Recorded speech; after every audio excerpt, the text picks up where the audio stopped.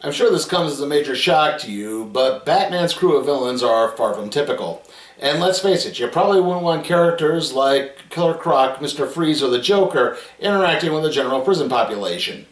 With that in mind, writer Dennis O'Neil and artist Irv Novick instead created a new facility to house the more unique members of Batman's Rogues Gallery, with the more mafioso types simply just going to Blackgate Penitentiary. Debuting in 1974, Arkham Asylum would become the new dwelling for the threats that the Dark Knight brought to justice. Obviously, it hasn't been too effective as the criminals keep breaking out, but that's probably the least of the Asylum's problems. It seems that the grounds the asylum is constructed on are haunted, and they have driven many who have worked or run the facility to the brink of madness. Hugo Strange, Harleen Quinzel, Jonathan Crane, even the founding family of the asylum, the Arkhams, Amadeus and Jeremiah, have also become inmates. Also, I would be remiss if I didn't mention the fact that the name Arkham is a reference to the works of H.P. Lovecraft, where the fictional town of Arkham, Massachusetts often popped up. Arkham Asylum has been the setting for several stories throughout the years, most notably the 1989 graphic novel A Serious House on Serious Earth by Grant Morrison and Dave McKeon. Obviously, we're not looking at that story today. Instead, today we're looking at a 6-issue miniseries from 2003 about Arkham Asylum. Now, if you were to look up the title, Arkham Asylum Living Hell, you might be greeted with a certain type of image, and, well, it's going to need a little bit of an explanation. No, that's not Harley Quinn with poison ivy. It's understandable that one would be led to think this, given the way the two have been linked for some time, and the recent social media scuttlebutt over their supposed breakup. But no, this is actually a different villain named Magpie, who has a knack for stealing shiny objects and replacing them with facsimiles that contain hidden bomb traps. Now, the funny thing here is that in many other DC Comics titles, they reference the fact that the character Magpie was actually dead at this point. And yeah, apparently the women in Arkham Asylum run around in t-shirts and not much else.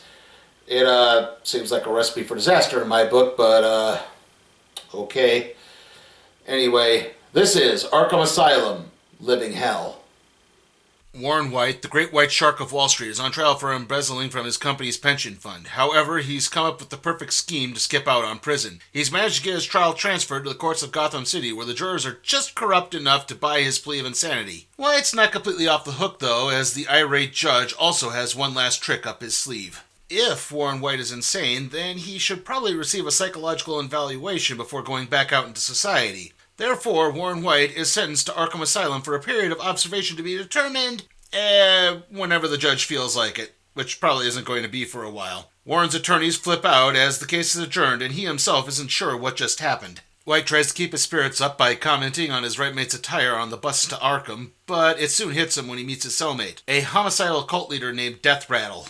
White pleads to be let go, but in Arkham, the great white shark is now just fresh fish. Things begin to go from bad to worse as the next day in the shower, White drops the soap. It's then the Joker enters and calls Warren White the sickest human being alive while announcing his plans to butcher the white-collar criminal and use his skull as a toilet. Warren then has his first session with Dr. Ann Carver. He offers anything for this to be over and for him to be out of here. At first she tries to stay on the moral high ground, but the constant dealings with the monstrous inmates at Arkham have begun to gnaw at her. She offers to get him transferred to a minimum security prison for the price of $20 million, but it's going to take a while. As Dr. Carver works on pulling the strings, White endures further torment at the hands of Death Rattle, the Mad Hatter, and Killer Croc, the latter of whom slits White's throat in an attempt to give him the gills that Croc thinks he deserves. Finally, the transfer is set up and White has the money wired from a Swiss account. Carver then begins unbuttoning her blouse as it's been a long time and she really needs some relief. It's then that Batman comes crashing through the window and goes after Dr. Carver. He tosses Carver over her desk and it's then the truth is revealed that this isn't Annie Carver at all.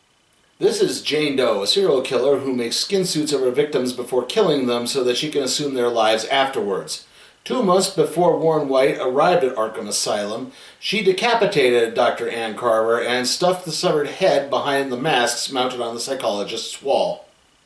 As the guards apprehend Jane Doe, Batman explains that she was really going to take over Warren's life after the transfer by killing him. Still, it was his best chance for Warren White to get out of Arkham. Dr. Jeremiah Arkham takes over White's case and explains that there's not going to be a transfer as it was not set up by the real Dr. Ann Carver. Meanwhile, Jane Doe is visited by head guard Aaron Cash. Cash was secretly in love with Dr. Carver, but before he could get the chance to ask her out, his hand was chopped off by Killer Croc. Jane Doe taunts Cash over the fact that he never got to hook up with his love. It seems that now riots are the name of the game as the Mad Hatter taunts Two-Face with a mirror. Two-Face smashes the mirror, damaging his hands in the process. Later, during lunch, Warren White finds what appears to be a severed finger in his meal. In reality, it's the property of Scarface, the dummy belonging to the ventriloquist. White's scream piques the interest of Dr. Jonathan Crane, who wants the banker to try to replicate it. When White refuses, Crane impales his hand with a fork, leading to another riot. Cash and the other guards manage to clear the cafeteria out except for one individual. Humpty Dumpty has set about reassembling some of the chicken bones.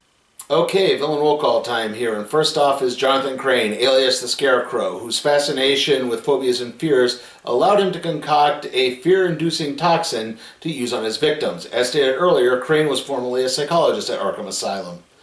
Next up is the ventriloquist, aka Arnold Wesker. Wesker uses the dummy Scarface as a manifestation of a dissociative identity that allows him to become a mob boss. And finally, we have Humpty Dumpty, real name Humphrey Dumfrey. Seriously. Anyway, Humpty likes to take things apart and then try to put them back together again, whether it be objects or people. The reassembly rarely works.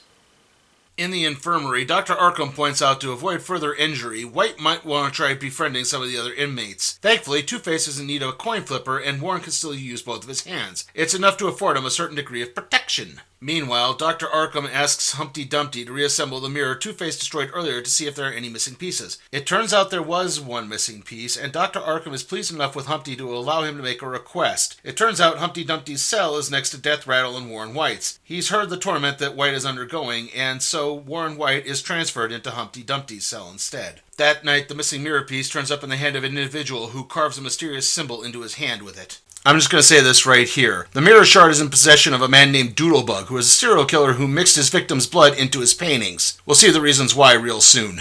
Doodlebug works on some scribblings while drawing with his cellmate, an unctuous bloke called Junkyard Dog, when a guard named Wrigley arrives. Doodlebug picks up the shard and Wrigley takes him into the women's wing of Arkham. He enters one of the cells where he abstains from kissing Poison Ivy, instead presenting Magpie with a shiny new toy in the form of the shard. Ivy looks on in disgust as the couple enjoy special time. Meanwhile, Humpty Dumpty has a new project from Dr. Arkham in reassembling Scarface for the ventriloquist. As he does so, he gives his backstory to Warren White. Humpty grew up extremely unlucky, losing his mother, father, and even his dog to random accidents. This forced him to move in with his abusive grandmother and work in her shoe repair shop. Humpty tried to accept the random failings until one day when his train blatantly missed a stop that he was at. Determined to set things right, Humpty read everything he could on trains. After that, he set out to repair the train's brake system so it wouldn't miss him again. It didn't work as the brakes were completely disabled and the train hopped the tracks and crashed. Humpty tried to fix other things, like a street light that never seemed to turn green and an ATM that ate his card. Still, it just did more damage. Humpty's last repair job came on a clock tower that he believed cost him the chance at going on a cruise because it made him oversleep. However, this time the clock hands sprung off and knocked over several large billboard advertisements that are on top of the Gotham City skyscrapers. As a result, such advertising is now banned in Gotham City. This attracted the attention of Barbara Gordon, aka Batgirl, who used her job as a librarian to track down who checked out books on the various subjects that Humpty was involved in. She spotted him while he was on a rooftop and nearly made him fall to his death. She managed to slow him down and dislocated her shoulder in the process, but Humphrey set it back. Humpty explained that he was just trying to fix things, he wasn't trying to hurt anyone, and Batgirl believed that there was no malicious intent to his actions. He explained further, as he took her back to his shoe repair shop, that he also thought he could try to fix people as well as objects, starting with his abusive grandmother. He took her apart and then stitched her body back together. But that was weeks ago, and she hasn't moved since. Returning to the present, Humpty explains that in the years since then, he's gotten a lot better at fixing things, like, say, Scarface, which he's just completed. Now, he really wants to try to help fix Mr. White, as he's realized that he, too, is very broken. Elsewhere, Wrigley escorts Doodlebug back to his cell, where something strange happens. The door doesn't seem to close all the way. Wrigley then begins going from cell to cell, opening all the doors, and now the inmates literally have a chance to begin running the asylum. Yeah, so it turns out that while Doodlebug and Magpie were making the Beast with Two Backs, Officer Wrigley for some reason paid a visit to Jane Doe, who revealed that she had made a skin suit of him as well, and I guess you can figure out the rest. Anyway, the Gotham PD has called in Jason Blood, a paranormal expert, to investigate some of the carvings that Doodlebug has been leaving on his victims. Blood, as you may recall, is the human host for the rhyming couplet-spewing demon Etrigan, and the two have been attached since Arthurian times. As the alarms begin to go off, Wrigley Doe makes her way to Humpty and White's cell. She knocks White out and drags him away. Aaron Cash spots the two and takes off in pursuit, only to ride smack dab into Killer Croc, the man who took the guard's hand. He begins to flash back to the incident where Croc attacked him, only for the monster to soon be tranked by Jeremiah Arkham. Meanwhile, Poison Ivy and Magpie try to escape by using the mirror shard from earlier as a reflective light source in a tunnel. They have also completely stripped down to their underwear for some reason. As they make their way through, they can hear a mysterious chanting beginning to take place. This isn't the only escape attempt going down, as Joker and Two-Face try a more direct approach by just heading towards the main gate. The Joker's in the mood to kill everyone whose name is a palindrome, in other words, the same forwards as backwards. Jane Doe drags the still unconscious Warren White into Mr. Freeze's abandoned cell. She's upset that he's picked up a few more scars, and this means she has to make some alterations to her Warren White skin suit. She finishes the alterations and leaves White tied up on the freezing floor. He struggles to break free as frostbite begins to set in. This, combined with the metal floor, causes White's skin to bleach, and he also loses his hair, ears, thumbs, and nose in the process. As this is happening, Humpty begins to warningly wander the halls looking for his cellmate. He ends up running into Jane Doe, who is now clad in the Warren White skin suit. Doe tries to escape, but Humpty instead pulls her to what he believes is safety. Meanwhile, Ivy and Magpie soon find themselves in a chamber where a man performs a ritual to transfer demon souls into the corpses of the recently dead. At the same time, the symbols on Doodlebug's skin begin to glow as he utters a similar chant from earlier and kills Junkyard Dog. Also, Jason Blood and Detective Harvey Bullock stop by Blood's, where he explains that someone is trying to summon the Scarva demons that represent the 7 deadly sins. The Scarva rebelled against the rulers of Hell, and Etrigan was forced to tear out their tongues and bind them to Earth as punishment. Blood is still in possession of the tongues, which he and Bullock collect. Upon arriving at Arkham, Blood transforms into Etrigan. Yeah, I know it seems like I'm bouncing around a lot right here, and that's because the narrative is bouncing around a lot. I'm trying to keep things as straight as I can. Sorry. In Mr. Freeze's cell, Warren White is visited by the spirit of Rich Milton, an accountant White drove to suicide when he tried to play whistleblower. White snaps and somehow begins trying to strangle the spirit. Elsewhere, Jane Doe pulls away from Humpty, losing the right arm of her Warren White skin suit in the process. Jane runs into White, who now starts calling himself Shark, and he points out that he was freed by the spirits of those she killed, and now they want vengeance. As the spirits take off after Jane Doe, Shark finds Humpty being beaten by the ghost of his dead grandmother. He dissipates the spirit by pulling at the sutures that hold her together. Humpty is upset by Mr. White's new appearance, but Shark comforts him by pointing out that she can't make an omelet without breaking a few eggs, and the two go looking off for some help. Also, Batman stopped the Joker. Two-Face apparently got away, though. Just thought you'd like to know.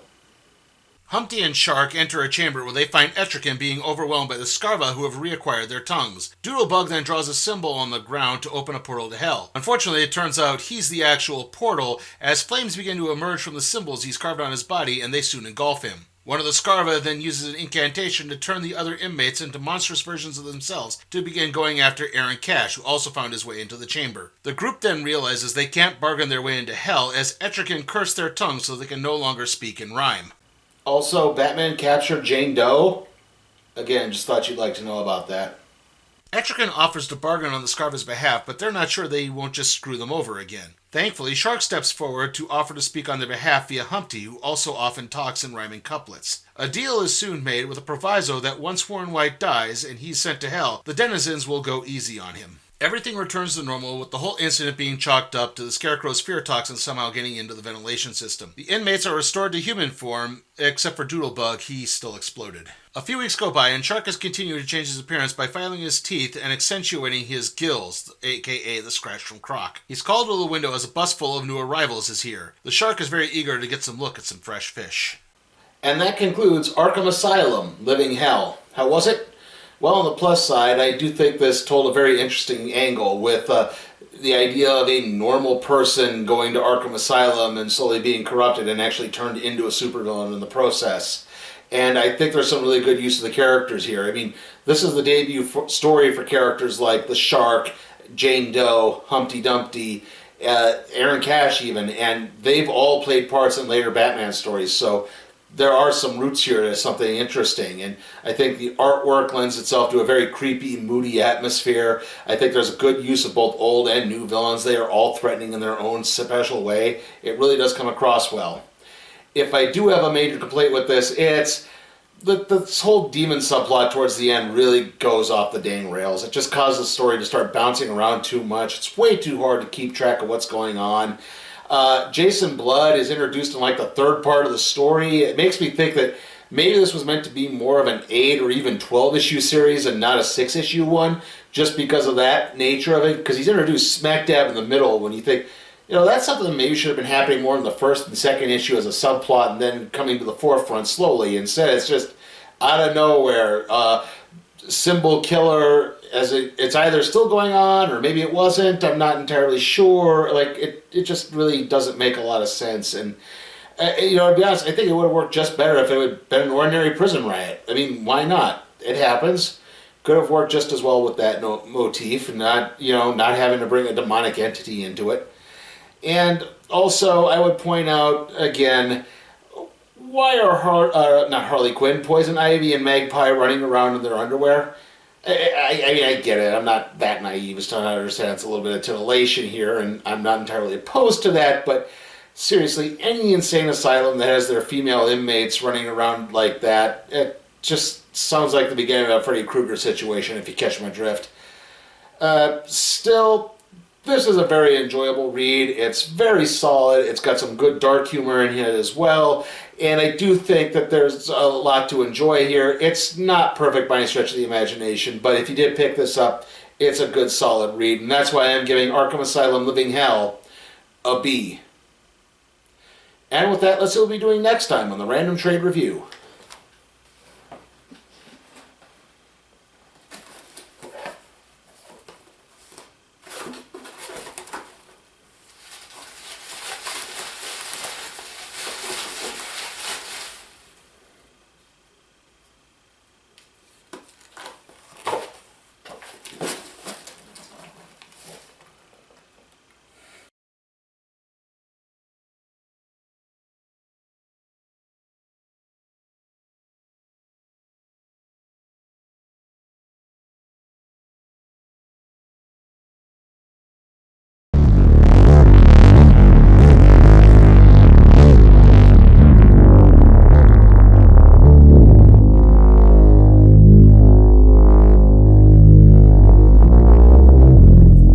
Remember, you can help support my channel at patreon.com/sleepytimeforcatproductions. There, you can request a trade to be put in the randomizer, aka the cardboard box.